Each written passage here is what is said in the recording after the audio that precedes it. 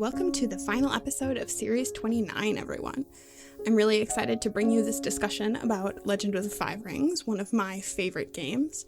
We really get a chance to dig into some of the great parts and not so great parts of this game in this series, and it was a lot of fun. I do want to remind everybody that if you'd like a different take on this game, the Asians Represent podcast has been doing a read-through over on their Twitch stream. We will put a link in the show notes to the YouTube videos of that. It's an ongoing thing. I think they're doing it weekly right now, but you can definitely take a look over there. They have some very interesting takes, and I'm honestly really excited to see their thoughts on the game as they go through. With all of that out of the way, here's the episode.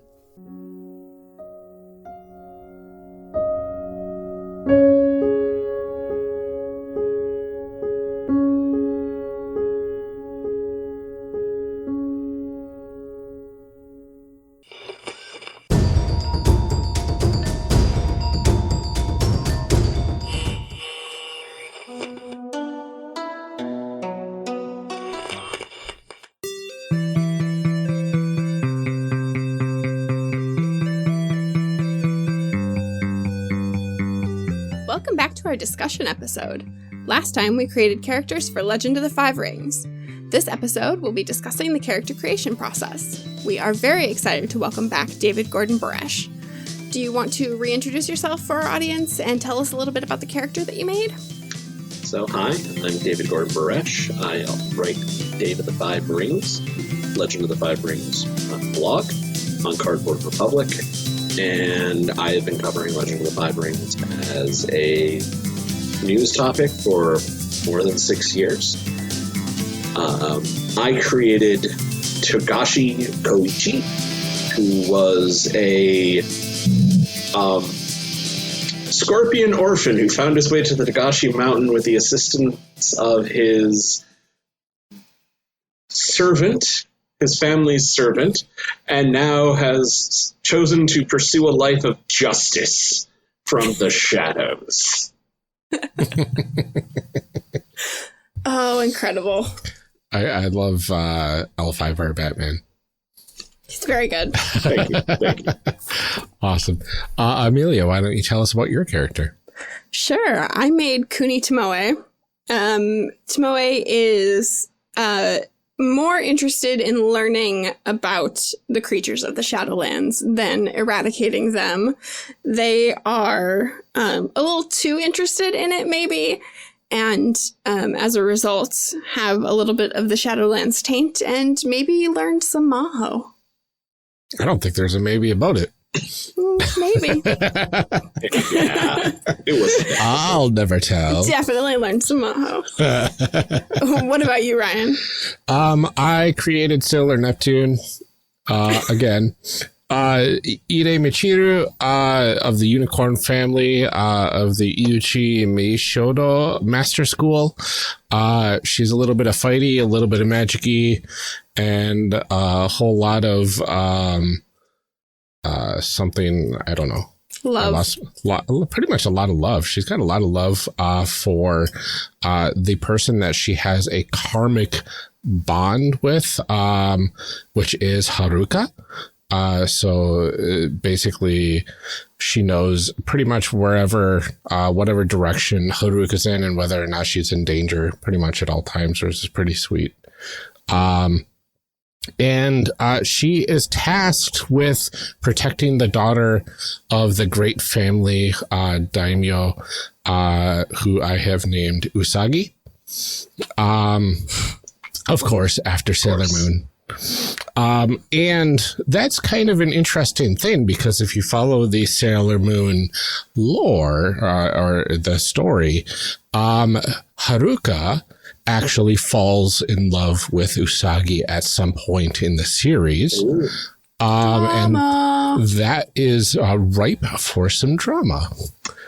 So I think that would be really nice if that found its way into this theoretical game.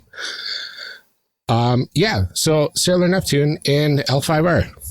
Yeah, so we've got Sailor Neptune, we've got Batman, and then we have whatever I made. The one that's probably... You basically made yourself. Oh no! The one that... Did not. What? The one that fits actually best into Rokugan as well. The one that, like, I'm over here making an actual character. It's fine.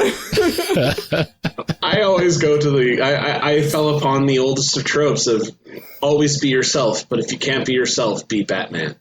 Yeah. I mean, that's sage wisdom. Absolutely. All right, let's go ahead and dive into a segment that we call D20 for your thoughts. D20 for your thoughts? All right. In this segment, we want to talk to our guests about their thoughts on the character creation process and how it relates to this system and to other games. So we're going to get the cliche question out of the way. We're just going to start right off. Can you tell us how you got into RPGs in the first place? How did you end up here? Well, oh boy. So there I was, a young adolescent boy at the age of 12, hanging out with my newest best friend, who had this fun new thing he wanted to introduce me to called heavy metal and D&D. And I'm not even joking. Those are actually legit. So when I was 12, my new best friend, because my dad just got remarried, and I moved in that way, Josh Biddle got me playing Dungeons and Dragons because he played it with his older brother, and also got me into like metal and electronica, and yeah, that was sort of it. From there, I went back and like after like a month or so living in that area, I came back and lived with my parents, or moved in with my mom. Came back to my mom, and wound up living in Northeast Kingdom, Vermont, as like the only kid who played D&D. So I converted 2 other kids to playing D&D, like you do. And that's how I became basically a DM at the age of 13. Well, somebody's got to do it. Yeah. That's what I hear. Everybody keeps telling me that. They're like, well, I guess if you can't find anybody to play the games, you run the games. And I still don't run the games. I don't like running games. It was easier when we were young. Uh-huh.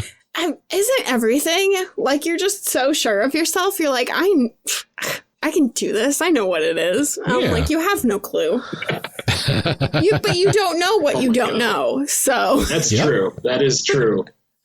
Oh my God, I looked back at some of those stories that I ran, and it was Dragonlance, and it was so... I don't even know what it was. But it was supposed to be set in Dragonlance. I found an old notebook that had my actual adventure scribbles, written out dialogue, and written out scene settings from when I was maybe 14 or 15. That is so cool. And it was garbage. I just like blew out my mic when I laughed that hard. But I love it. We're like, oh, that's really cool. What a cool treasure to find. You're like, it was garbage. So bad. I can see through the lens of today how past me thought this is great. And at the time, it was fantastic. But oh my gosh. Man, I created my entire like sub mythology based on Planescape and breaking out into like concepts of order versus chaos and so deep on the nerd scale. What this tells us is that you have grown as a person. Uh-huh. Fair. Oh yeah. I mean, like, I didn't start playing until I was 16, but even I look back on that game and I'm like, ooh, that wasn't very good. Like, we didn't know what we were doing. That was not an interesting story. Those were not complex characters. That was garbage. Mm-hmm. But we had fun. We enjoyed it, and that's what matters. We didn't know better. Awesome. So then can you tell us about your personal process for picking and creating characters in pretty much any role-playing system? Now, am I talking about picking and creating characters for being a player or being a GM? Because when you're creating a character as a GM, there's an entirely different process, as you are well aware. I mostly GM. I want to say for actually playing. So I am a mechanics nerd. in that I love studying how things fit together. And so the first thing I do when I sit down with a game system is the best way of putting it is, if you ever had one of those people that you see, like, you put them in front of like a clock and they literally take the clock apart entirely and then put it back together, and that's how they appreciate it. That's sort of what I do to role-playing games. Okay. So I do that. I generally find like anywhere from like 2 to 3 to like a half dozen interesting parts of how to get it to work together. And again, these are not necessarily powerful, but they're interesting. They're fun. They're challenging. And then I sort of go, okay, well, that's something cool to have over there. And then I sort of look at what everyone else is playing and go, okay, how do I slot myself into this social dynamic and still have some cool, neat tricks that I can do? And how can I help get the story that everybody wants told to go forward? So I generally try to find, I'm one of those people, if I try to fill the niche, and I am almost always play a character who, if nothing else, will push story forward and will grab the spotlight and shine it on other people. That's awesome. I love the idea of like pulling a game apart like that. I mean, and that's obviously something that we spend a lot of time doing too, is like looking at the mechanics and how they contribute to the kinds of stories that you're trying to tell. I mean, we talked a lot about the strife mechanic and the approaches in this game and what they do for the way that you tell stories in a game. And I love picking apart like the pieces like that. Every element tells a story. And whether that's art or a rule or a word, every element of a game tells a story. Either you do it deliberately and you have a vision of the story and you try to guide all pieces towards that, or you don't, in which case you get this clunky thing that's rattling down the road at far too fast velocity is probably going to fall apart at any minute. Both of these are fun experiences. Yes. I'm not going to yuck anyone's yum. I'm just saying one of these is going to last a whole lot longer down the road. And one of them is Palladium. Yeah. Look, I mean, you can't, look how long L5R has been around, too, though. And, the mechanics of the early games are very different from what we have now, too, and are clunky in lots of ways that they shouldn't be. So sometimes you fall in love with them anyway. And in many ways, I say a lot of the issues with the current iteration is not enough innovation. But, oh man, some of the sins of the older editions. We don't talk about third edition. Yeah. We don't talk about the third edition. There is literally, for the longest time, one of the lead writers of third edition had up on their signature on various forum threads was, how do you explain Art of the Duel? And their response, it was a dark time for the rebellion, okay?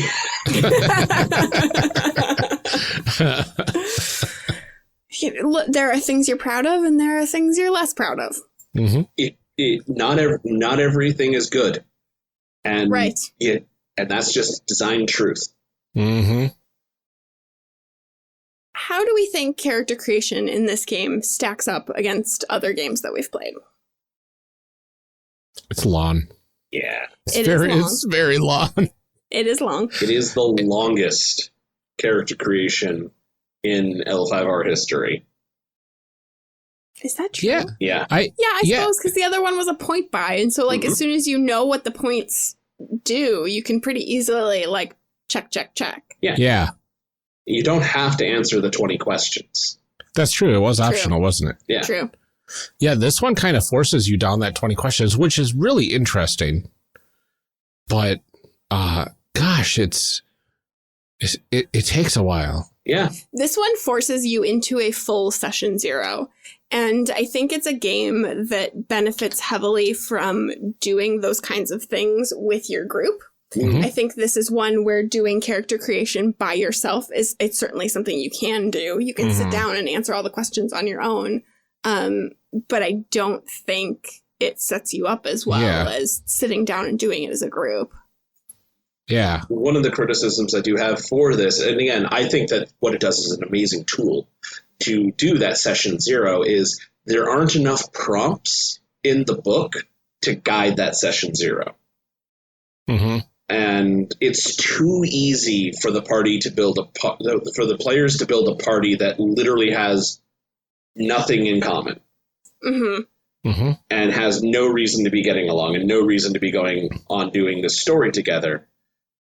And it really does put a lot of onus on the GM to sort of no, we got to tie these people together. We got to bring them together. We got to have, you can have that character. Cool. We're going to take that character from your question 16 and put them in that person's question 17. Mm-hmm. And in many ways, I have a question for you about that, though.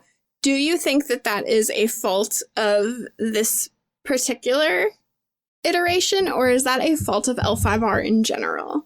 Because I feel like the way that the clans are set up, that like that's why everybody plays their Emerald Magistrate game, right? Or why you play either that or you play a single clan game. Like, I have never played in one that wasn't one of those two. And I've played this game for a long time. I've run it for a lot, and you are absolutely incorrect in saying that one of the biggest problems is how do we get everyone from various different clans together? Mm-hmm. Because you're literally taking people who might be from the same empire, but they're not from the same nation, basically. That's what these great clans are. They're nations unto themselves. And they have, so many of them have beef with each other. Yeah. Like, why would you have a lion and a crane in the same party? Why would they want to do anything together? Exactly. And that really falls on the GM. And then the story you're telling. And basically what you have to do is you have to tell a story that's either bigger or smaller than the interclan problems. Yeah. And again, is this version of the game worse? No, absolutely not. It is, but it's a problem to L5R RPG. And if anything, I think the full session 0, a GM who has gone through character creation on this 2 or 3 times should have the comfort level to go, no, these are the things that I throw into this, my addendums to these questions, to make you have those connections, to give you those reasons to be bound together. Yeah, I do feel like that's something that's definitely missing, because there are a lot of games that we've talked about, like, they kind of fall in those 2 categories. The ones that are like, I sit down and I make my character and I bring them to the table, and then we would do a session 0. And then there are the character creation things where you're asking questions as a group and you're going and you're doing back and forth and you are doing that world building together. And this one is doing something in between where it's like, I'm telling you things about the world. This is what my upbringing was like. This is what my parents think of me. Like, I've built this whole history around my one little character. And it doesn't tell, like, we built 3 very different characters. We'll see when we get to our fan fiction section, but like, our characters have legit nothing to do with each other. Yeah, that's very true. We're playing 3 different games. Yeah. Absolutely. We all have our own personal stakes, our own personal histories, our own personal, like, lives that don't intertwine in any logical sense. Nope. And so yeah, how do they get together? That feels to be missing. Yeah. Now, there were a lot of opportunities, I think, during the character creation process to add like some similar links. Because that whole like family ally section or whatever, that was like very name 1 or more people that your character knows and did something for or whatever. You could expand that to like 5 dozen people if you wanted to. And of course, some of those people are going to be probably related to others or the same people that other people in your group know. Yeah, I mean, it's certainly something that we could have done. It's not a thing that the game does. It doesn't guide you there. Yeah, it doesn't guide you there. Yeah. So the game puts a lot of that into question 5, which is, who is your character's lord and what is your character's duty to them? Because the assumption of the game is that you are all serving the same lord. somehow. Right. Yeah. Right. But like I said, which brings you back to either you're in a single clan or you're Emerald Magistrates. Yeah. you could also be Imperial Legionnaires. I guess. You could also all be one of my favorite prompts is congratulations, you're all the founding members of a new minor clan. That would be fun. Why? Or one of my favorite games that I actually ran, which was congratulations, you're all contestants at the Topaz Championship, and the Lion Clan attacked during the hunting competition, and you are the only ones who escape. Good luck. That's a nice, happy start. Yeah. I've started a game as at the Topaz Championship. I have not had it be attacked by a lion. So there's the ongoing joke of whenever you go to the Topaz Championship, the least important thing is the Topaz Championship. Mm-hmm. That's true. I have not heard that adage, but that is true. So I want to say because comparing 5th edition to 4th edition directly, this one seems a little bit more like follow these steps and you'll have a character. Whether or not you have like a theme in mind per se, whereas 4th edition feels a lot more almost open-ended after you pick your family, your clan, and all that sort of stuff in your school. Like all the advantages, disadvantages, the point buys, it's just like, here's a bunch of stuff. Buy whatever you want and it'll balance out to whatever. Mm-hmm. This feels a little bit more guided and structured and I guess easy, even though it's long, than 4th edition was. I completely agree with you on that one, honestly.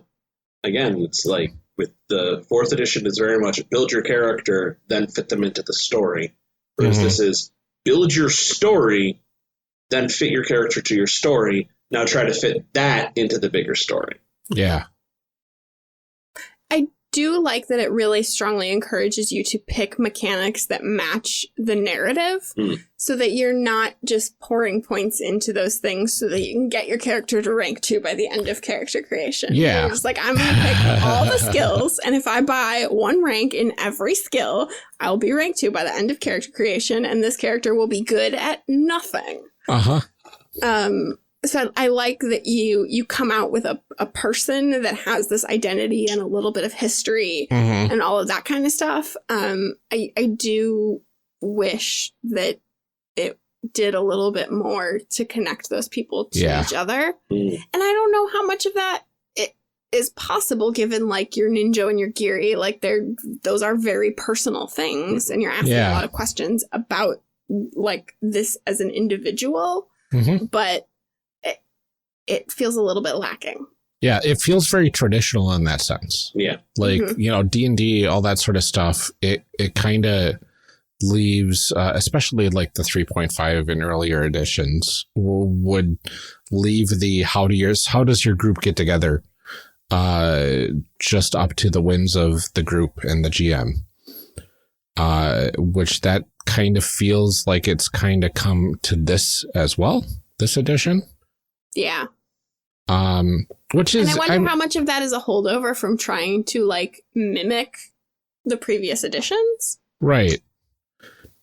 I definitely think that's one of the things that does hold us back, and one of the reasons actually I say Path of Waves is a must buy, because Path of Waves introduces a set of 20 questions that are appropriate for non-clan samurai. And changes a couple of things like question 4 is rather than how do you stand out, it's what gets you into and out of trouble. And like part 3, like question 5 is what is your character's past and how does it affect them? And it also has things like a table for sample Giri and sample Ninja. Oh, nice. Which, while, it's really good to sort of have like an idea of what could be there, like having just 20 sample Ninja right in front of you really does sort of help streamline the process because, again, it's just so open. Yeah. Yeah. I know in the current game that I'm playing, our GM had said if you want to wait 1 or 2 sessions before you decide what your Ninjo and your Giri are, that's fine.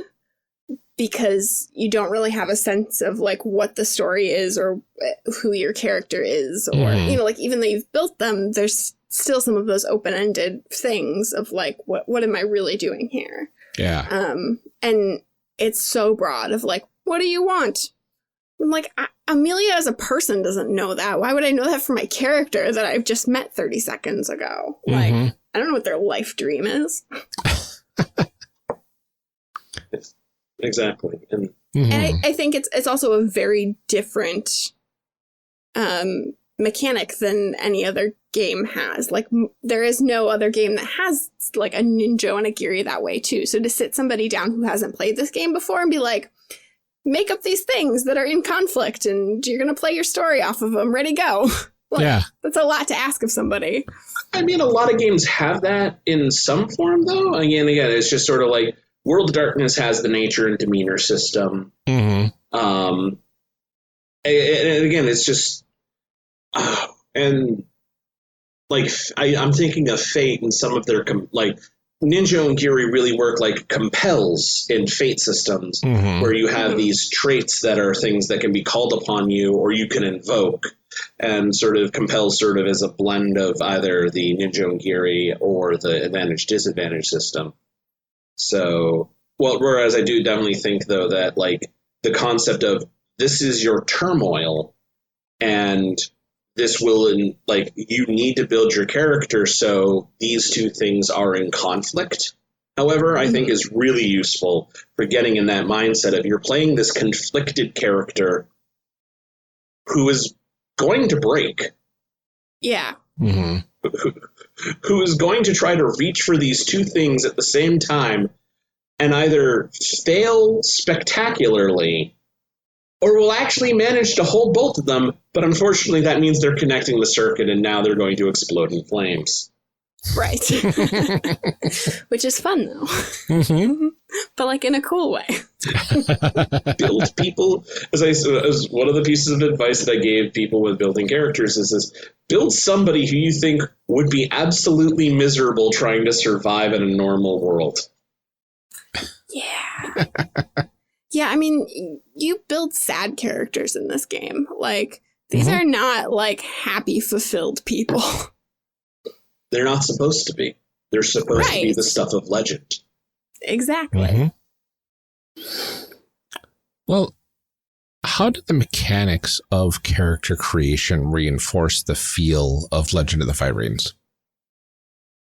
I would definitely say the fact that it is well, for one, you start with the rings. And just that, like, this is your clan.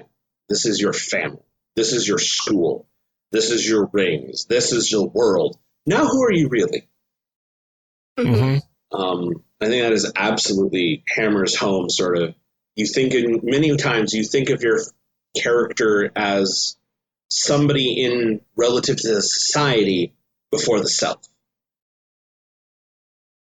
I think you get a good taste of like what some of those approaches are going to look like when you are choosing why you pick certain rings, or like looking at your clan and your family. Like, certain families have additions to certain rings and you can kind of see why. And I think because of that, like Ninja and Giri too, you're already getting an idea of the fact that this is a person in conflict. This is a person that like has some kind of internal turmoil that they're working through.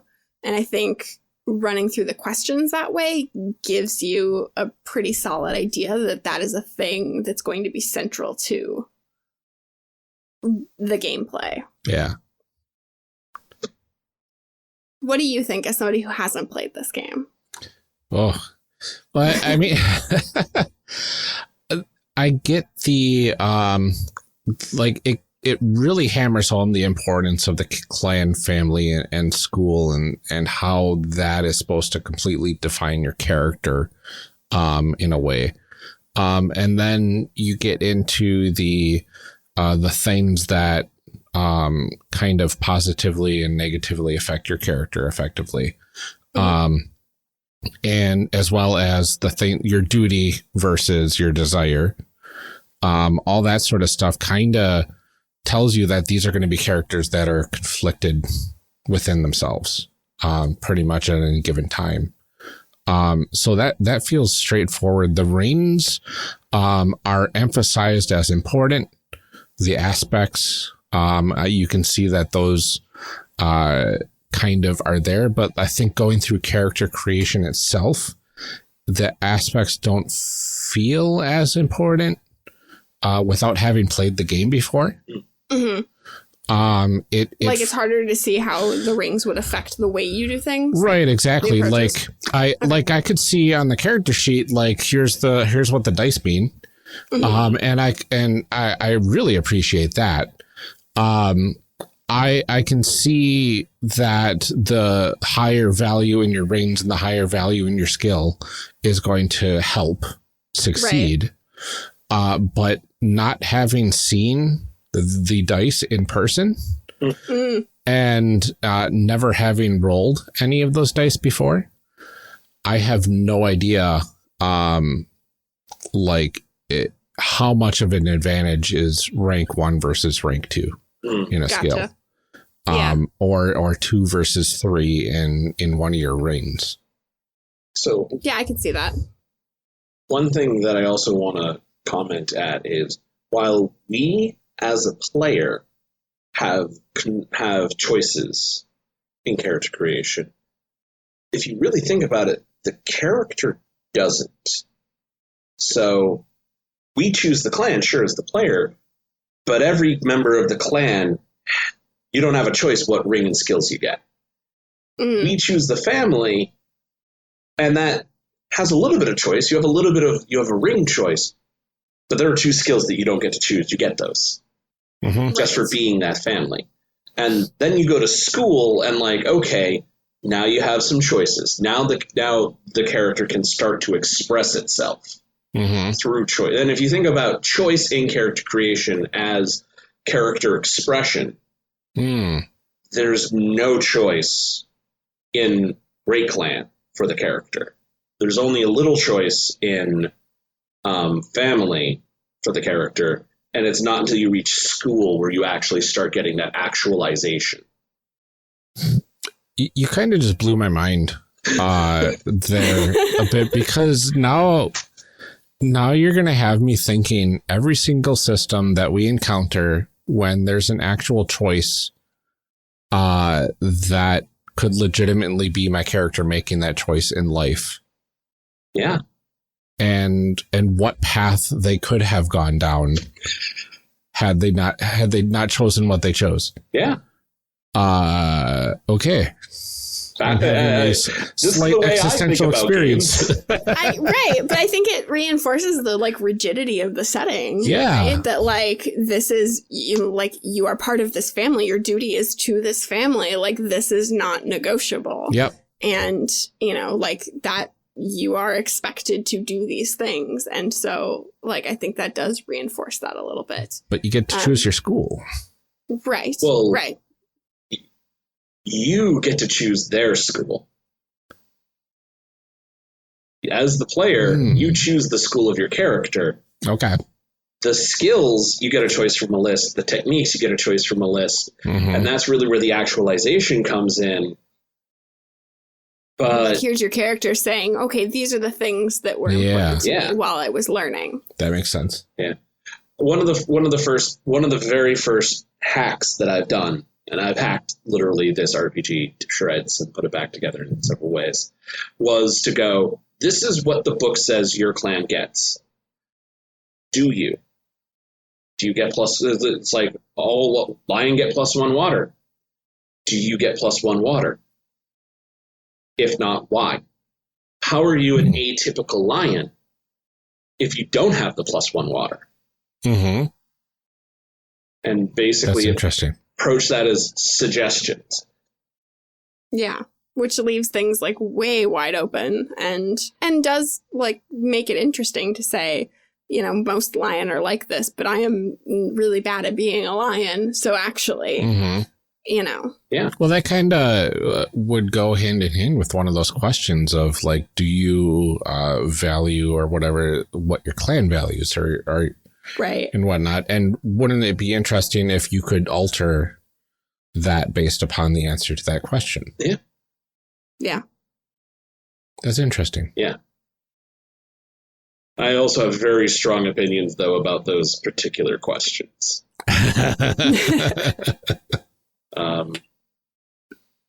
Mostly the choice between a social stat, basically honor glory status, versus a skill. Mm-hmm. There is at once that thing of like, how can these two things be equivalent? And in truth, mechanically, they're really not. Right. Because the weirdest thing is that you go, why would I ever get higher stats and not more skill points? I need my skill points. I need to be able to roll dice. And then we have the curriculum system and why that's a trap. Yeah, when we get to our section on leveling up, I have hot curriculum takes. I have feelings about it. We'll get to that. It's a thing. Do you think that the process of creating a character in this game does a good job of setting a player's expectations for what playing this game is going to look like? I say yes. I would say very much yes. I believe it's actually a really good way of setting expectations. Because again, it's these are your mechanics. Let's get them out of the way first. Okay, and the mechanics are over here. Let's talk story now. Yeah. Mm-hmm. Yeah, there's definitely a lot of story in the character creation portion. There was a lot of flavor text that I honestly just did not read because there was so much. Every single advantage or disadvantage had this like little story blurb before the actual mechanics, which was a little infuriating at times because I'm like, just give me, what does this thing do? That's what I said, though. It's nice that they all do the same thing. Because Yeah, it was nice that it was there. And if I were like wanting to dive deep into the play, I would be reading every single little bit of that and putting that into my character. And I can see that if you read all of that, you're going to get a really good understanding of what this game's about and how you kind of play this game as your character. I think it does a good job, too, of setting up the flavor of things being in conflict and things being difficult and hard choices that you have to make. It really telegraphs those things pretty well, I think. Yeah. And you occasionally come across the really cool ones about like, but if the ghost girl with no eyes comes back, don't talk to her, don't look to her, just try to ignore her until she goes away. Which is like, who would write that? A very tired Tori Taka. One of the things that I kind of noticed was that a lot of the choices were one or the other, black or white. It was, there was very little gray in between. Yeah, I could tell you struggling with that a couple times where it was like, do you agree or disagree? And you're like, well, I like some parts of it, but not others. Yeah. Like when it came to the question of like, do you adhere to Bushido? You're like, well, what if I like kind of do? What if I mostly do? No, you either do or you don't. Yeah. And it sounds like playing the game, the society of Rokugan has this very black and white mentality. This is from a person that's never actually played. That's just the feeling I get from character creation. Yeah, I would say that's pretty accurate. So I would say that as a game designer, you didn't see the hidden choices, which is you were both, a lot of those questions were, are you this thing? No? Okay. what about these selection of things? Which of these are you? And you have to reject the absolute to get to the gradient. And that's so like the question of like, is your character a paragon of Bushido? If so, get plus 10 honor. If not, get a rank in one of these skills. Tell us why. Okay, so if like you falter a little bit, then you kind of get a skill because you're not perfect at Bushido. Most people aren't going to be these paragons of Bushido. They're going to have a skill that reflects actually trying to live in the real world. Yeah. And that's choosing a skill off of this list. Tell us why. Okay. And again, the presentation is is basically that black and white, that binary thing, but it's actually not.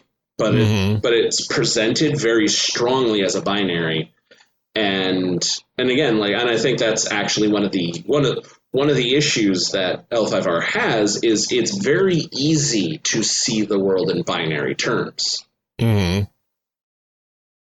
When in fact you shouldn't. Right. Yeah, I mean, I think it's a world where there are all kinds of rules, but there are always exceptions to those rules. And some of those questions make that feel like that's maybe not the case. But I think you also have to remember, too, when you're making that question of, like, do you agree with Bushido or not?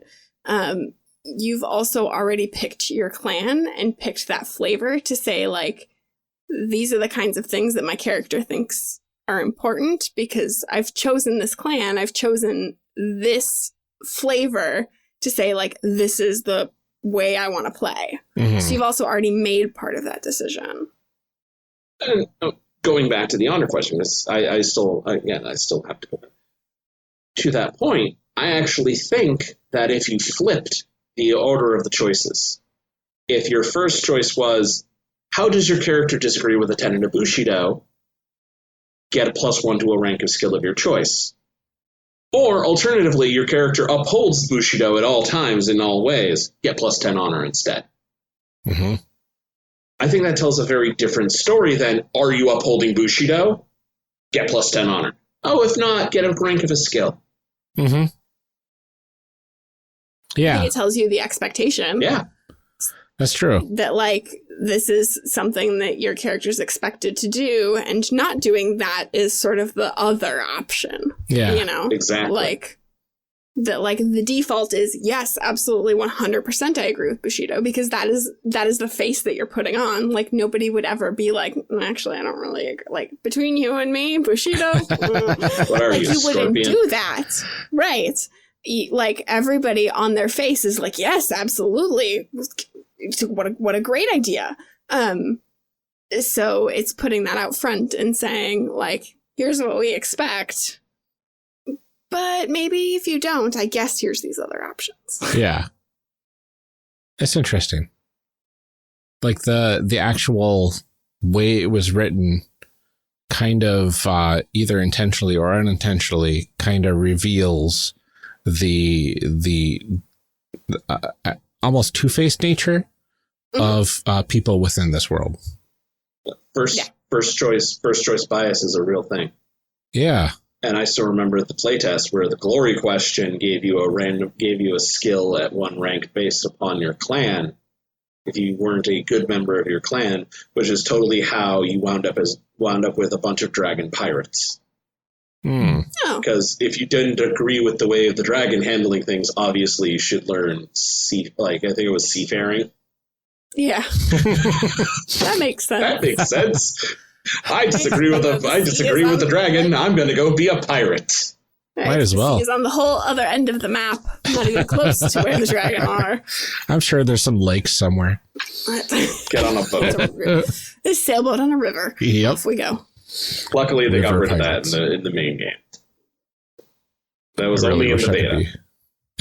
Yeah. Oh, that's good. So speaking of flaws, what do we think is one of the biggest flaws of character creation in this system? And also, what is one of the best parts?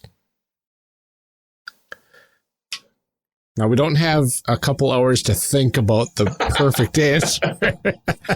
I don't love the provided, like, distinctions and adversities and things like that. I think because mechanically they all do the same thing, then flavor-wise, they need to be, like, really bright. And I don't know that they are. Is that the advantages and disadvantages things? Yes. Mm-hmm. Okay. I think, like, I have built characters in this game a lot, and normally picking disadvantages is one of my favorite things in character creation, and doing it in this game, I get bored. I kind of felt the same way, because I was kind of thrilled picking disadvantages in the other game because it was optional. Right? It was like, ooh, if I take this disadvantage, I can get more advantages over here. That's pretty tempting. I think I'm going to load up on disadvantages and then I can balance the points. Whereas this game, it's like, yeah, you're getting 2 disadvantages, deal with it. I like what they do mechanically when you're playing the game. I like that your GM can be like, actually, you're real bad at that. You need to reroll. Yeah. I like getting strife for things. So mechanically, that's fine. Yeah. I don't mind having disadvantages, and I always feel like that's the part where a character sort of starts to come together. The choices in here just feel kind of meh. And I think because you have to pick so many of them, maybe because you pick 4, and then there's like another question where you get another one, and it's like, ugh, I've looked through these like 10 times and I picked the 2 that I want. I don't know where I'm going to get a third one. Like, I don't want any of those. And it feels very weird because there's plenty of them in there, but I don't feel like particularly attached to any of them. Right. I don't know what they should have had 3 on what it is that bothers me. They should have had 3 samples and the rules of make your own. So again, as a game design consultant, there's a lot that I would love to say about this. But I guess now's your chance. We would be here all night. Listen up, Fantasy Flight. We would be here all night.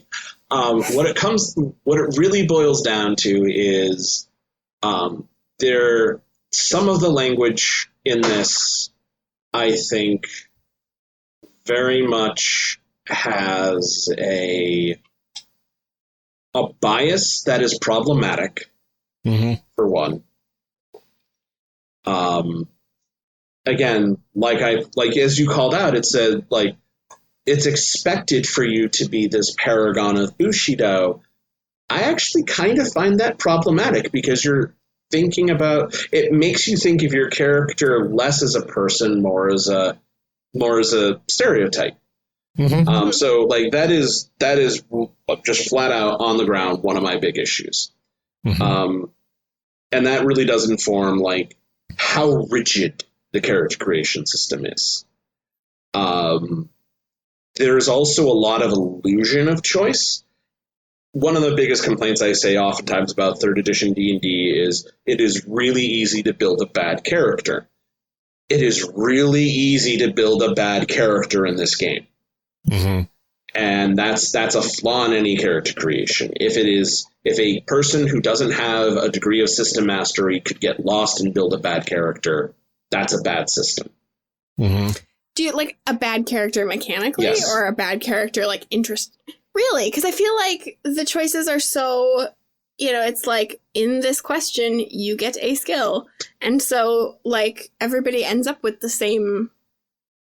You have to know what skills to pick. You got to be able to think about what rings you want. The advantages and disadvantages system can be very much gamed. The advantages and disadvantages system is incredibly not flavorful.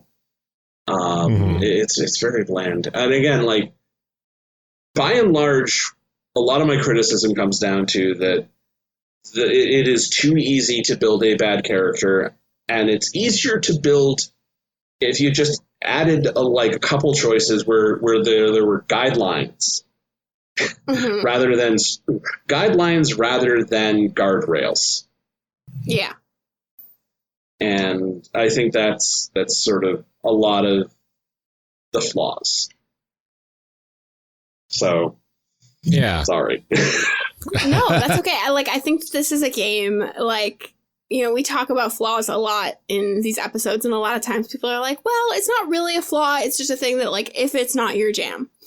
And then we get to this one and it's like, no, I really feel like this is a flaw. And some of that is, I will admit my bias because it's a game that I have done this a lot. I have made a lot of L5R characters. There was a point in 4th edition where, I could make a character without ever opening the book. I knew exactly, what skills went with what rings. I knew exactly how many points things cost. I knew what the advantages were, how much they cost. I could do it without ever touching the book. I have done that at convention tables during Heroes of Rokugan. So, yeah. Right.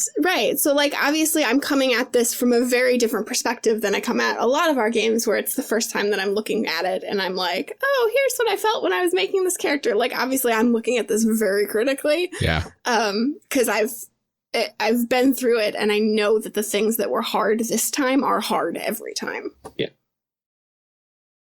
That said, what are the good things? Because this is a game that I love and, character creation does some cool stuff in this one, I think. You exit character creation with a person, with this, yes. With so much of a realized character that it's almost a shame to try to jam them into whatever game you're going to put them in.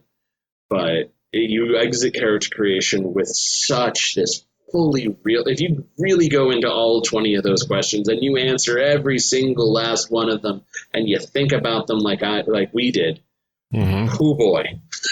Yeah, you come out knowing, did my parents love me or no? Would my parents really big? Is my mom okay with the person I've become? Right. You're not where she thought you'd be, but yeah. No, it's interesting. I like that aspect of it as well. I also like kind of just the basic for the most part the actual character sheet itself in terms of playing the game theoretically in my head. It has depictions of the dice on the sheet. It has what the symbols mean. It has the codes, the 7 codes of Bushido right on there. And it has all of the stuff kind of right on that first page. And then if you want to get into the nitty gritty, details, you go to the other pages for your techniques and equipment. I like that. It's very structured well, compared to some sheets that I've come across before. And I can tell that if I were to use this, I would be able to actually play the game, because it would say, okay, well, how much dice do I roll? Well, maybe somebody would have to tell me that, but I could read them now. I mean, you could be like me where you've played this game tons of times and every time you're like, which ones are the black ones and which ones are the white ones? I don't remember which ones are skills and which ones are rings. Well, yeah. And I see here the skill dice are white and the ring dice are black. Yep. Mm-hmm. Oh. Yeah, but sometimes you make yourself an Excel spreadsheet and put your character info in there and you don't write on there that the ring dice are black. I mean, that makes sense. The ring dice are red icons on black dice, and oh my god, are they impossible to read. And as somebody who has had a visually impaired player at my table, that's another thing I have harsh opinions on. Yeah. But again, one of the things you called out the character sheet. I love the character sheet. Mm-hmm. I think the character sheet is incredibly useful because it has all of the approaches on it. Yes. Mm-hmm. Mm-hmm. In many ways, if you have the character sheet in front of you, all you need to know is, so that number is how many ring dice, that number is how many skill dice. you can keep up to that number. Right. And that's all you need to know. Mm-hmm. So once you have the character, it's really easy to play them. Yeah, that's interesting. I like the fact that with the questions, it's very guided. So, like, as somebody, I mean, you made the point that it's easy to make a bad character, but I do think that somebody who isn't familiar with the game can sit down and look at this and be like, oh, I just need to answer this question. If I look at this question, it tells me what things I'm picking. Mm-hmm. Okay, next question. Here's what I'm picking now. Like, it's very clear what the steps are to make a character, Mm-hmm. which I think is good. As I said, on that subject of how easy it is to make a bad character, Ryan almost exited character creation without a rank of theology as a Shigenja. Oh. I mean, that's true. Which means you can't cast spells, or you're just going to be really bad at it. Yeah. Yeah, I mean, yeah, you're just rolling your ring dice then. So, like, hope that you don't have a 1 in any of those rings, because you're not going to meet that TN2 that you need for most spells. Yeah, and I had no clue how important that might be. Yeah. Because I don't know what those dice mean. I mean, I see the skill dice, maybe is that a D12? Mm-hmm. And that has more options than a D6, which is a ring die, right? Yeah. Right. I'm looking at a square versus a pentagon on this character sheet. So, like, in your head, you're thinking, oh, well, like, a skill is, like, there's more choices, but you only get to keep the rings. So, like, and you want more of those. And they actually have the same chance of rolling blank. That's true. Interesting. The main thing is the ring dice has the advantage of having exploding. It has a success and an opportunity face, and it has an explosive success that doesn't have strife on it. Yeah. Interesting. Yeah, so skills are important. So you can roll. So skill dice can just roll better than ring dice. Okay. That makes sense. Gracious. Yeah, I would have had no clue. If you wouldn't have mentioned theology being important for Shugenja, I would have thought, well, I'm a Shugenja. Of course I can cast spells well. Right. You'd think so, but... Yeah. Yeah. Yeah, and unless you go and look at the very specific mechanics of each of those spells, you wouldn't know the rules based off of theology. And I would have... If I were actually diving into this full force, I would be reading every single skill to see exactly what they do. And then I would have known. But just going based upon this, I guess that's one of the flaws is you can't make an ideal character easily without diving deeper into the book. Yeah. Whereas a lot of games like PBTA, you can create a fully fledged character without even opening the book. Right. There are too many bad choices. Yeah. Yeah. So on our subject of things we don't like about this game, I'm trying so hard. Like, I have a podcast called Garbage of the Five Rings. So, like, this game is bad. Dumpster fire that we love.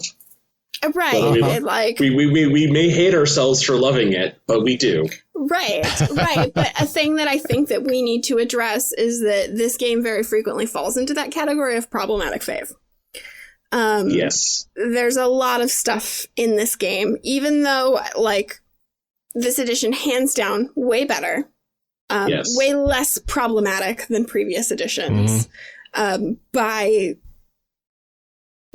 just miles and miles. Yeah. I guess it depends on what edition you're talking about, because you're also looking at somebody who is still reading the, like, early 2000s lore right now.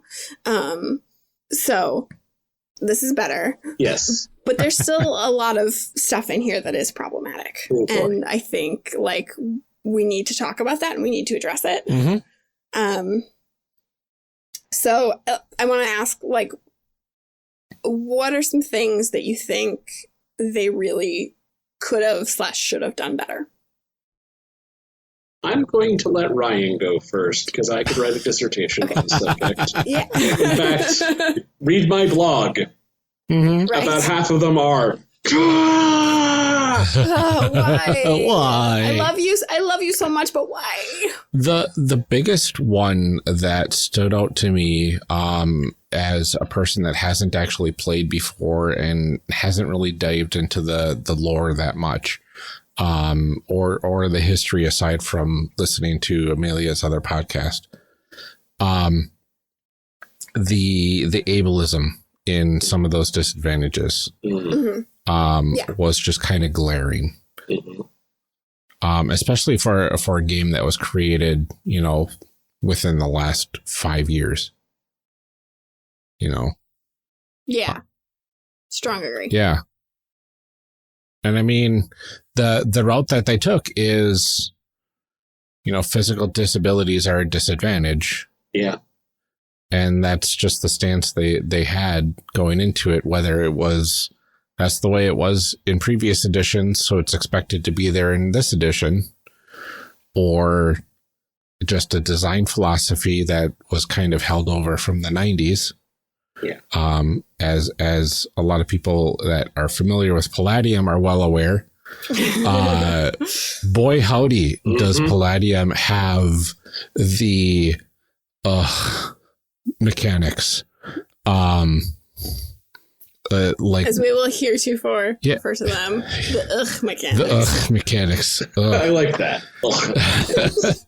This game has some mechanics. Yeah, because I mean, the Palladium's a game from the 90s and the 80s, and it has the insanity mechanics. It has like full disability mechanics and like all sorts of things, and it's a staple of games that needs to go away and change, because it's an extremely ableist thing to just kind of put out into the world, especially nowadays. Yeah. And I'm going to add to that, we're not just talking physical disability.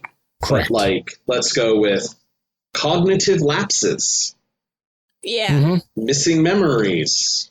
I remember for the longest time, epilepsy used to be in here as one of the major issues. Yeah.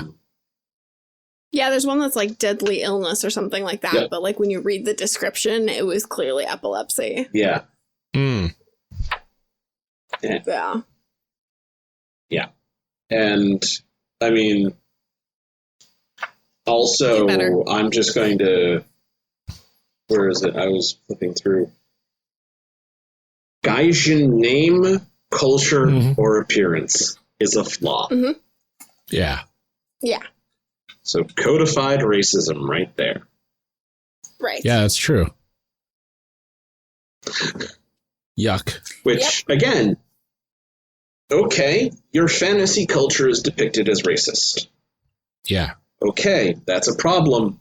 And it becomes more so when you approach the fact that Legend of the Five Rings, yes, I'm going to talk about the elephant in the room. Please. The Legend of the Five Rings was written by white American dudes for a primarily white, primarily American, primarily male audience in the 1970s. I am mixed race, yes, I'm indigenous, but I'm also white, and I own that. And I was one of the audience that they wrote for. And in many ways, I still am the audience that they're writing for, even though I've become far more aware of the problematic nature of this. Even this game, even this version of the game that has sensitivity readers and has these things is still, this game was built on the foundations laid by Oriental Adventures. It was Oriental Adventures when it was owned by Wizards of the Coast. Yes. And this is basically, whenever it tries to be pan-Asian, that's a problem because it's also very Japanese. And Japanese isn't pan-Asian. And you can't have it both ways. Yeah. And Asian heritage is more than just clothing, food, and phrases in a book. And yeah, it's this game is still deeply, deeply, deeply problematic. It has gotten better. And like the L5R I fell in love with was I look back on as going, oh, why did I love this so much? And it's because of the community, and I will own that to the day that I die, is that it's the community, it's the sports fan, it's the love of my fellow gamers. I mean, and for me, this is the first time I had played a game that had like a serious tone instead of something silly. And so like that's what drew me in, was like, oh, this is the first time I could play a game that like told tragic stories and like very different kind of game. But yeah, that doesn't make it better or okay. I'm very glad that this version of the game has moved to the point where a lot of the codified sexism is gone. Yes. There's still very much like Kachiko is still a problematic character on certain levels, but they've done a lot to try to they've done a lot, but it's still got a lot way to go. And again, there are problems with depicting a Asian fantasy as a violent, traditionalist, codified culture which worships this code of murder, basically, which is not what Bushido really is, but is on some level with this version we're given. Yeah. Is this code to justify violence. And that's so deeply wrong and just doesn't do justice to the beautiful stories that have been produced by these cultures. And these rich, amazing histories that are out there, that if this is your gateway to that, like it was for me, go through that gateway. Please. I have wonderful recommendations to make. And yes, I still love this game, and it hurts me when I love it. And that's probably says something about me. But do you think that this is something that like a future edition could redeem if they put enough work into it? Or do you think that like inherently the way the story of L5R works and the way that we understand how to play this game and like what makes L5R will always be problematic? Like, this is a discussion that Jude and I had at one point on Garbage of the Five Rings, too, of like, I don't know if this game didn't have 25 years of history and like fan backing and community and lore. Like, if this is a game that people would be like, yeah, this is okay. If this game was made in 2020, as it was, it would not be. This game could not be made today without the 25 years, and that's a good thing. Yeah. And like, if it had been made in 2018, the bonsai controversy would have killed it. Oh my god. Yeah. And a version of Legend of the Five Rings that was made by Japanese voices for a Asian audience, even an Asian American audience, would be so different from what we have that I don't want to say it would be unrecognizable, because there's a lot of things I love in this game that I would love to think that aren't bad. Right. But it would be so different. I would love to see that game. Yeah. I mean, yeah. I would love to see that game. Right. And I think it would be different. It would be very, very different from what we have. That being said, I think that there is a lot to praise about this game. And I will always say LGBT representation is so good in this game. And like the fact that the starting module has a trans or non-binary, depending on how you wish to interpret it, canon PC. Yes. And three women, 3 men, and then a non-binary or possibly trans or gender fluid, depending on how you wish to interpret what is said about them. It's up to you to determine how that character expresses themselves. It has transgender characters written into the lore. Its first fiction had a lesbian who is in charge of a clan, which is basically she rules one of the nations that make this empire great. Absolutely. Mm-hmm. And she's so cool. She is so She's so cool. cool. She's so cool. Given to hot-blooded, sudden reveals. As she's like, I wasn't this random person. I was the Crane Clan champion the entire time. Just kidding. You thought I was a nobody, and here I am. Like, oh, so good. So good. Yeah. Yeah, I mean, like, the thing is that, like, and I think in a lot of ways it's so frustrating, right? Because you're like, look, like you're on the right track. Mm-hmm. But I think there's some level of like reckoning that I've had to do to say like, this is never going to be all the way okay. Yeah. And like, what do I do with that? Because I do love this game and like, there is a lot to love here, but there's a lot that like, it just will never be okay. Yeah. Yeah. I mean, it's complicated. From an outside perspective, somebody that hasn't been in this game at all effectively, I can see taking like the concepts of the court intrigue, the concepts of, the social battle system, the actual battle system, all that sort of stuff, mechanical stuff. And if you alter the problematic setting elements, get rid of them, make the setting better all around and everything, I would still see it as this could be L5R. It might not be Rokugan, right? But it still would, to me, feel like the same sort of game. Yeah, and I think that, like, coming at it as an outsider, you can say that. Yeah. I think coming at it as somebody who has any kind of history with the game, like, the lore and the story has always been really, really important. Right. I mean, and that's the thing is that, like, with this setting, there are novellas, there are short fictions released every so often, like the flavor text on the cards for the LCG and, like, the tournament story decisions and things like that. So to, like, take all of that out, it isn't L5R anymore. There is a character in an L5R story named after a PC I played in an official Winter Court game. Wow. And she is that character that I played. That's awesome.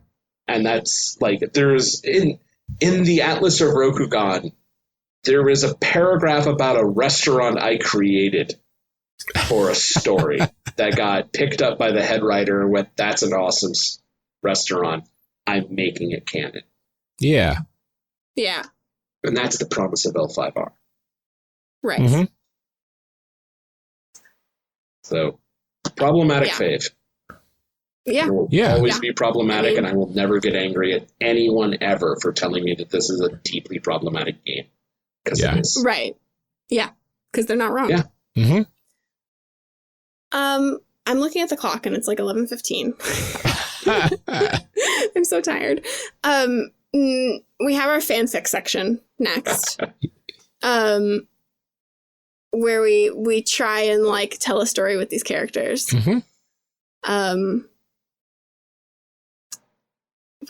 Is there a story to tell with these characters? There has to be, right? So let me paint a picture. Okay. I'll sit back and listen. So the strangest sorts of people get trapped in Biden Pass during a sudden snowfall in the winter. And the situation is that you never really know who's going to get stuck there. It's the most traveled pass in all of Rokugan. It's literally what connects the Northern Empire to the Southern Empire, and it's held by the Yogo family, so nobody up there is up to any good. But people get stuck there because early snows happen.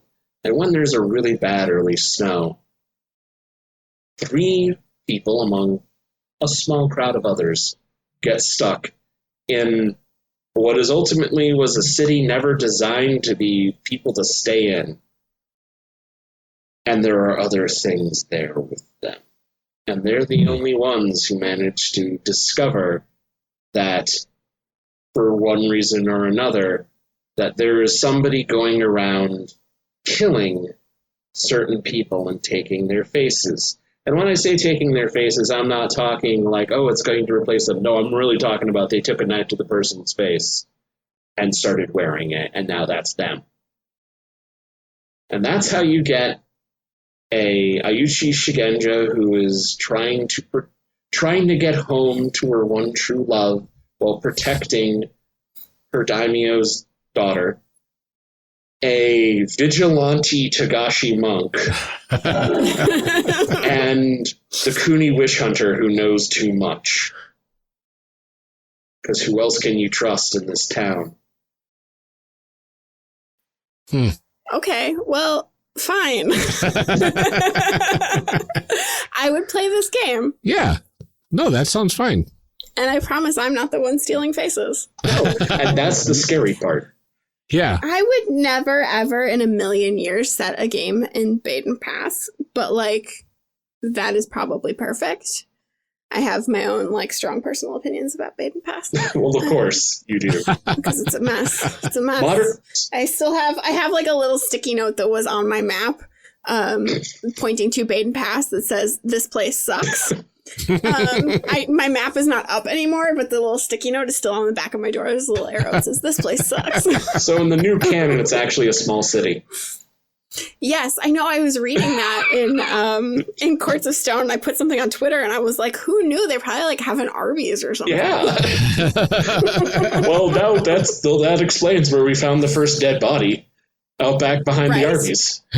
Right. Clearly. Was it Arby's or... They do have the meats. Oh, no. I'm very tired. Rokugan Arby's. That's where this fanfic went. Yep. You're welcome, listeners. All right. Well, okay, let's go ahead and get into our advancement discussion and take it up a level. Take it up a level. Take it up a level. Oh, boy. So, right. Congratulations. Thoughts and feelings. Congratulations, my good Ayuchi friend. The good news is, since you did not take ranks of theology early on. I did take one. Yep. You can now spend XP in a really efficient manner to get up to rank 2. Ooh. Because the way advancement works in this game is a little bit of a twisting nightmare of a combination of trying to figure out how to best spend your XP while combating both character advancement and fear of missing out. Yeah. Huh. And 2 characters with the same XP could wind up being on vastly different levels of power simply because of the curriculum system. And that's before we bring in titles. So the way the curriculum system, again, this is Dave putting on his GM hat to explain this, because you need a GM hat to explain this. Yes. So the curriculum system is at each rank, you have a selection of, I believe, 1, 2, 4, 5, 6, 7, 8, 7. 7 things that you can spend XP on, which counts full XP. For example, the Ayuchi Meishodo Master can, at rank 1, buy any scholar skill, courtesy skill, design skill, survival skill, rank 1 water invocations, the invocation sympathetic energies, which is a rank 2 water, invocation, and the ritual cleansing rite. Okay. And get full XP towards this. Now, you can buy any invocation of rank 1, any rank 1 ritual, any rank 1 shuji. But unless they're on that list, you don't get full XP. You have to keep track of those XP because you don't rank up until you have spent a certain amount. Yep. And you only get full accounts for spending them in that certain way. So every level, it's a skill group, 3 skills, a technique group, and a technique. Okay. Not always a technique, but sometimes, usually a technique. And so you have to spend XP on those things in order to move up to the next rank. Well, you don't have to spend XP on those things. Right. You can spend XP on whatever you want. If there's a skill you want and it's not in that rank of your curriculum, you can still get it. That's fine. But that XP will not fully count toward moving up in the progression. So it only counts half. Is this the reason why they call them schools? Because yes, it's so complicated that you need to actually like take a class to figure out how to school, how to actually level up. Yeah, I'm gonna be honest with you. I generally save up my XP for several sessions before I decide how to spend it because it hurts my brain trying to figure out what I should be spending my XP on. Huh. Now, that's what you get at rank 1. At rank 2, so provided you get through rank 1, which most people eventually do. So you have to get all of them before you can get to rank 2? No, you don't have to get any of them. You just have to spend enough XP, and if they're on the chart, you get full XP. If they're not on the chart, you get half. Oh, that's... Okay. So right. So you can spend 6 XP on anything, but it only count to 3, and you have to spend, like, what is it, 24 or something like that to get through the first 20. Ew. So if you spend 6 XP to raise a rank to 2, you only get half that. You only get to count 3 of that. But if you bought the technique, which costs 3, that also gets you 3. So now you're at 6. Now... So it very much, like, puts you on this track of, like, things that you could, like, what your character can look like later in the game, which frustrates me because it's like I can't build the... Like, every time I make a Kuni Purifier, it's going to end up looking fairly similar if I want to rank up at all. And you want that, like, the rank 6 abilities that you get are super cool and super flavorful, and it frustrates me to death because it is almost impossible to get there. Like, so it would take so long and so many sessions to get to that cool ability, and I feel like that's where the schools really shine, is in that rank 6 ability. The rank 6 ability, by the way, of your school is, at the end of your turn, you may spend 1 or more void points to unleash the powers within an equal number of Meishoto talismans, destroying these talismans and freeing the entities within. You may immediately perform each of your invocations for which these talismans were created, reducing the TN by 3. So wow. You spend like 4 void and cast 4 spells. Yeah. All at once. At once. That seems powerful. But you remember how your rank 1 had all those skills. So your rank 2, martial skills, still has design, theology, survival, rank 1 to 2 earth invocations. Remember how last time was water? Now it's earth. Hands of the Tides. Well, that's water, but it's a rank 3 water. By the way, if you don't learn that, like, so say, for example, if that was something you wouldn't normally get access to, you don't learn it at that rank, you can never learn it in the future. And then artisans. Oh, really? So yeah, the fear of missing out is a thing in this. So once you pass a rank, you can't go back. Can't go back. Ugh. Right. So Unless if you don't take that invocation at that one, you can spend the points on it, but you will still only get half points because it wasn't in that rank. Yep. Is that what that little symbol before the the little diamond? Advance? Yeah. Like little diamond, yeah. So that means you could miss out on this if you don't get it at this rank. Well, you still have access to it later on. You just don't get full XP towards it. Okay, so I could buy it for half XP. I mean, half XP worth. Yep. Or effectively double XP. Right. Exactly. Now, this sucks, though, when you have a technique that you normally don't have access to, like if you are a shinobi and get access to certain ninjutsu techniques, because nobody gets open access to the ninjutsu techniques. They only get ninjutsu techniques at certain ranks on their curriculum. Right. If I ever wanted like another Maho spell or something like that, I couldn't get it because it wouldn't be. Funny story, true story, in fact. You can always learn Maho. It's in the rules. Yes. But I'd only get half XP. Yes. Yeah. You'd only get half XP for learning more Maho. Which is lame. You should get full XP from it. Obviously, there needs to be a blood speaker school. Right. It's frustrating, though, because like I said, then you end up with characters that like a rank 6 Kuni Purifier is going to look similar always to any other rank 6 Kuni Purifier. Mm-hmm. Because you have followed that same trajectory. Yeah, that would make sense. It kind of shoehorns you into these very small little containers. Yeah. Now, allow me to introduce you to the thing that will make this move from the headache into like an actual migraine. Titles. So when your character has a title, that gives you access to an additional curriculum.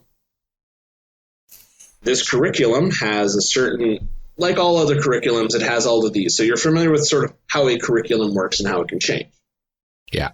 So this curriculum, once you spend enough XP on this curriculum, you get the title ability, such as like an Emerald Magistrate, where you get a title ability for doing it.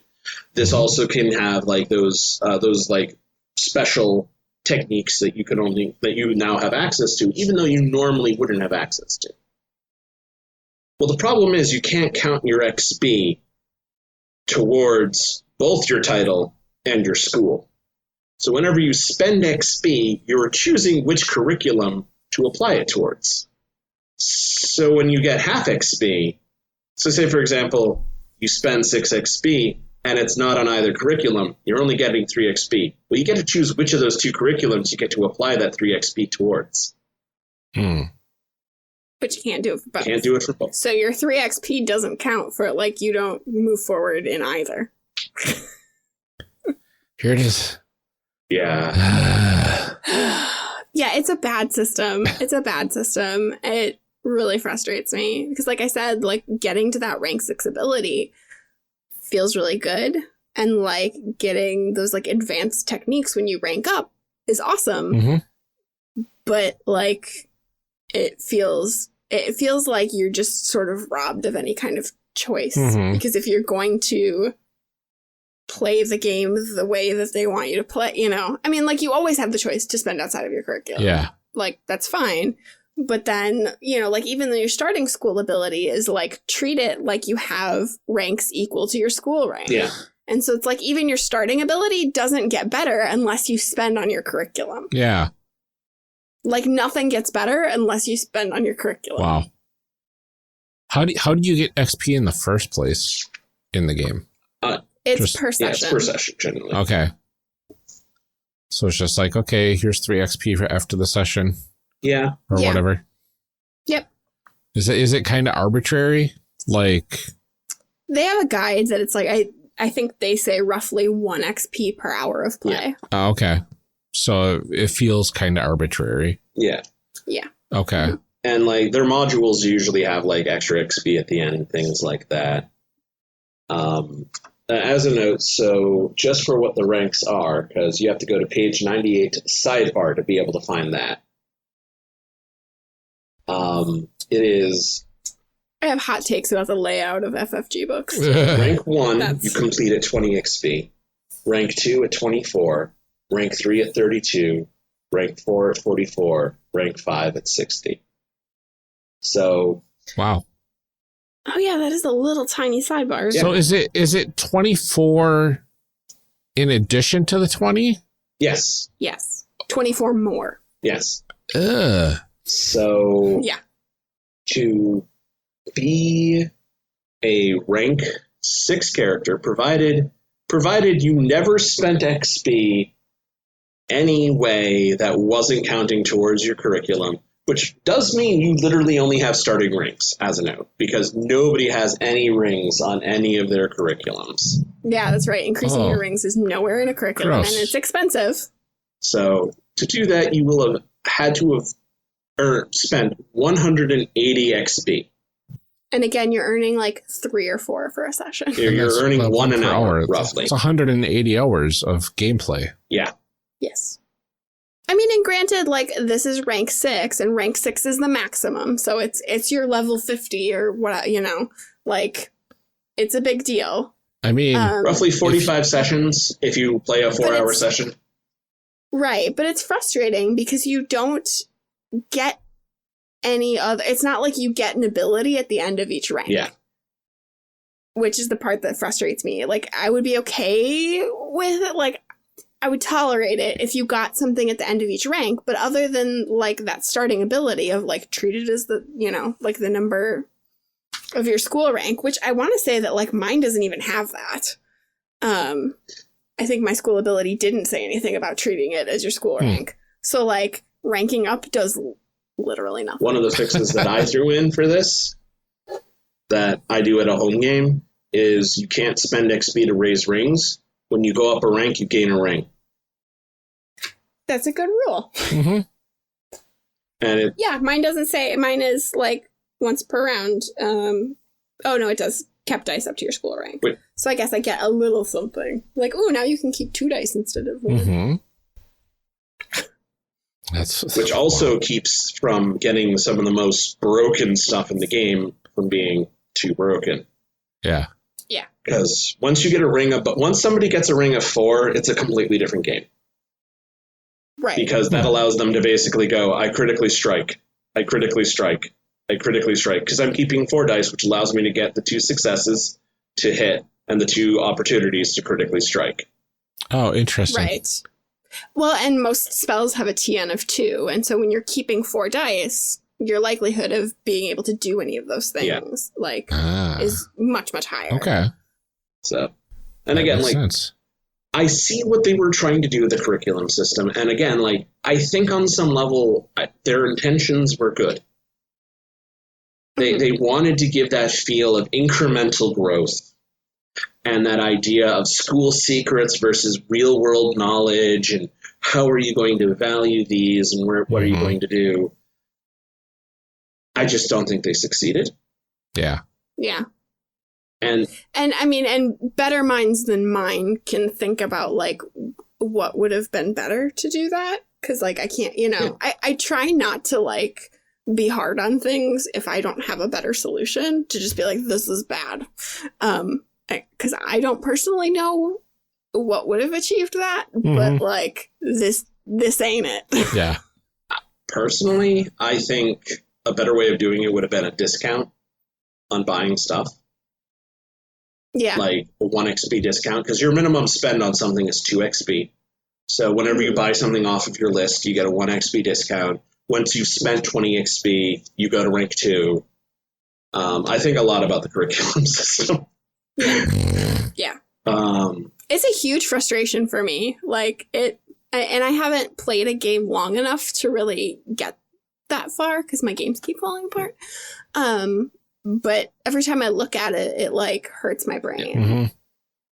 And I mean, again, like I still don't, I don't even know the answer to. So what if I'm at 18 XP and I spend 3? Do I go to rank? Well, what happens to that 1 XP that's left over that I spent? But oh, that you spent over rank 2. So does it go to rank 3? But you didn't spend it on anything. So do you get a half an XP? Or does it just go away? Does the Emperor tax it? Which is a reference to the old card game, which it was because there wasn't basically mana pooling. You just spent money to buy things, and if you had any extra, well, the Emperor taxes it, and it just goes away. Yes. Goodness. Yeah, and again, and the mastery abilities are amazing. They're so cool. Like, they're so evocative and interesting. And, like, I want them. But who plays for that long? The Sociologist one is so awesome. You could just spend a void point, and it turns out this one thing was always your illusion the entire time, and you have to dramatically reveal that you were casting this illusion the entire time and had everyone fooled. Oh, wow. Yeah. Yeah, they're really cool. That's amazing. They're really cool. Yeah, it's 40, at least 45 4-hour sessions. Yep. Right. As if you suggested. spend perfectly along the A curriculum. year's worth of work if you're playing every year, every day, every week. Ugh. Yeah. So the problems don't end at character creation, is what I'm hearing.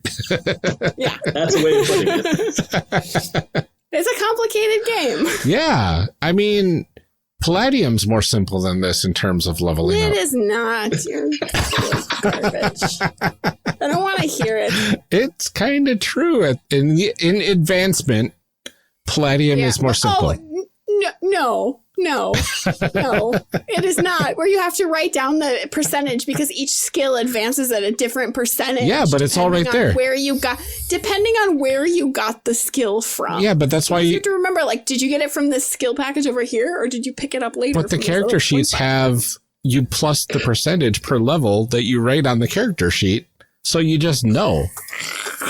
It's mindless. Yeah, you can write down the curriculum. This makes you think too much. It's right in the book. Yeah. We've thought too much. If I need a spreadsheet to level up, I'm sad. You need a spreadsheet to playing the track game. your experience spends to know where you should be. I know. And That's too much. Oh, goodness. It's a bit of a nightmare. Yeah, that does seem so. And it feels like it would be very difficult to reverse engineer if you lost that. Oh, it is. I had to do it once. Yeah. Like literally, I lost my XP chart. I had a character that was somewhere between rank 3 and rank 4. I was a Shigenja. Like we started at this was your starting XP, and I spent it in perfectly to like didn't waste a single point. And yes, there were have experience moments because I bought some rings, and then I lost that sheet, and I had to figure out where I was between ranks 3 and ranks 4. Oh no. And I had to reverse engineer the growth of my character by spending XP, knowing only the XP total. Wow. And my curriculum. And it was like, how did I do this? Yeah. And this is where one of the traps of character creation comes out, because it's actually better mechanically to not take skills during character creation. Because most of them are at rank 0. Mm-hmm. Almost all of your skills that you get during character creation are going from rank. Oh, because it's more expensive to do it at 2. But yeah. also, you want to spend XP at the right time to get it to count towards your rank fully. So it's you have to plan your XP spends in advance and go, I'm not buying this skill at this rank. I'm going to wait until I hit rank 2 before I spend my XP to buy this skill. So I don't want to actually start upping this skill quite yet because it's not the most XP I can get for it towards my curriculum. Yeah. Because I was looking at theology. That's rank 2 for me. Yeah. And I was like, I got to wait until I get to rank 2 before I can feel good about upping my theology. Mm-hmm. Right, but if you hadn't taken any at character creation, you'd only be upping it to 1, so you'd only be spending 3 XP on that instead of 6 or whatever it is. Yep. Yeah. Goodness. Yeah. Curriculum. Yeah. Yeah. Okay, so that's fun. Yep. All right. Well, is there anything else that we wanted to discuss about character advancement or character growth? Don't buy bonds. So there was a mechanic that was introduced in Courts of Stone, which is basically an advantage system that you can spend XP on to create relationships between you and other characters. And if it's another PC, you both have to spend the XP. But if it's an NPC, you have to spend you have to spend the XP. And for every Why would you ever do that? What? Why would you ever do that? Because you want true love. You can buy true love with XP in this game. Wow. Yeah, but like, why can't you just have a conversation with your GM and be like, hey, GM, I would really like this story. Because I want the ability to share void points with my true love no matter where they are in the world. So long as they think of me, I can share them my XP. Wow. Mm. So you never know it's true unless you spend that XP. Exactly. Or a true bond of brotherhood. That's how you know it's true love, is if you're willing to spend XP on it. Was this game backed by the diamond industry? I understand now. Wow. Didn't spend enough XP on my marriage, you guys. Yikes. Too real. Oh, things got real. I love the bond mechanic. I hate that it costs XP. Yeah. Yeah. Ugh. Okay. There's a lot of things. Guard that XP with your life. Yeah. Yeah. It's not on anyone's curriculum yet. So I would say about halfway through this recording, you had me really wanting to play this game. But now I'm like, yeah, but for a one shot. It's wonderful. It's really wonderful for if you have a pre-built character. It's really wonderful if you're playing a one shot. I have literally torn down the beginner set to the core rules and rebuilt it complete with character creation, and it works. Nice. The core engine of this game is really good. Mm-hmm. The approaches, it's got the good strife, bones. Yeah, is so good, and it says a lot that this game is this much fun, despite all of these really broken pieces that somebody has welded onto this like it's a Mad Max machine rolling down the highway. That's very true. And yeah, this is one of those things where like it's a piece of art and you're like, you should have known when to stop. Like, here was good. There are a lot of elements in this that, as somebody, again, this is something that I look at and go, this game was rushed. It needed about another 6 months of a play test where they had to answer some really hard, really bad, like really hard questions. Mm-hmm. The playtest that they had was very directed on certain questions, a lot of balancing certain techniques and things like that. Mm-hmm. Yeah. And the core of the game is really good. It needed more playtest. This is a game that I would say I want to see another edition of this game by FFG with all of the lessons that they have learned. And we have that in many ways in Path of Waves. Path of Waves is a substantial improvement on the core rules. Mm-hmm. Yeah, there's a lot in there. Interesting. Well, one day I will eventually play this game. Yes, someday. At some point, I'm sure that Amelia will drag me into a game at some point and say, all right, you're finally going to play this game, and then you'll understand why I like it so much. You can see what the fuss is about. I'll see what the fuss is about. Run towards it. Set the ship on fire and then run onto it to save lives.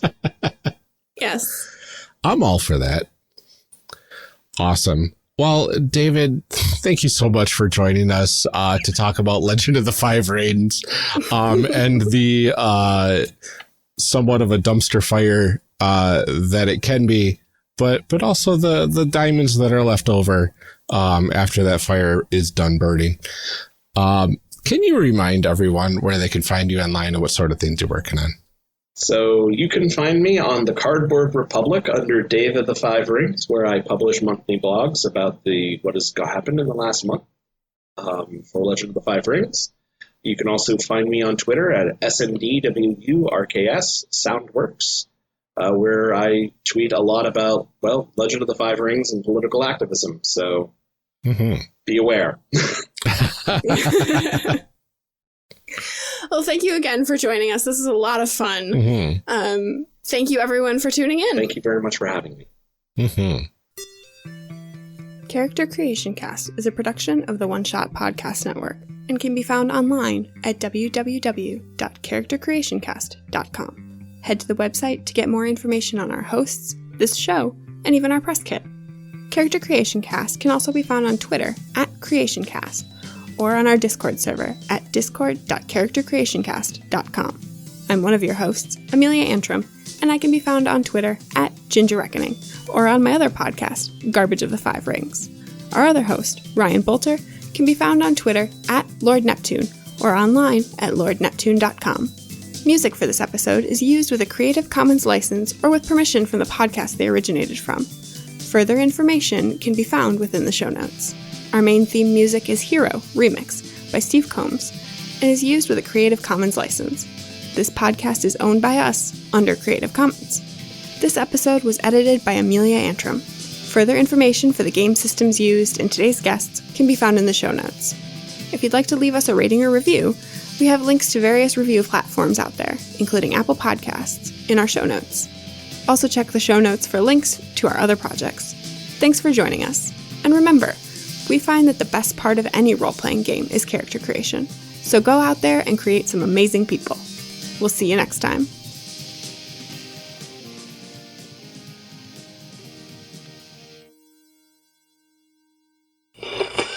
Now we gotta read some show blurbs. Show blurbs. Show blurbs. Show blurbs. Show blurbs. Character Creation Cast is hosted by the One Shot Podcast Network. If you enjoyed our show, visit oneshotpodcast.com, where you'll find other great shows like Campaign. Campaign is an actual play podcast exploring long-form role-playing. The current campaign, Skyjacks, takes place in an original setting inspired by the music of the Decemberists, folktales, and classic adventure fiction.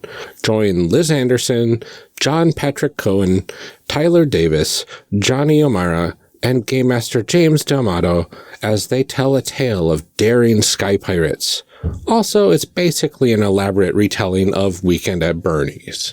Just search for Campaign or James D'Amato on iTunes, Google Play, or your favorite podcast app. I am recording.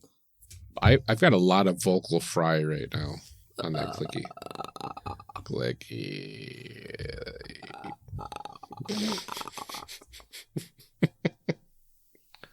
You know, I didn't know what vocal fry was until late last year. Oh, really? Yeah, I had no idea. That's because people don't accuse men of it. I know. Well, it was because Addison Peacock was talking about it on one of her podcasts. It was either Horror Borealis, and I was editing, or it was something that she said on Cryptic Keeper. And I was like, what is this vocal fry? I don't get it. So why I are actually people so freaking upset about it? Yeah, why are people so upset about it? Like, what the heck? It's not feminine, apparently. Well, I like it. I just do it. Like, I don't.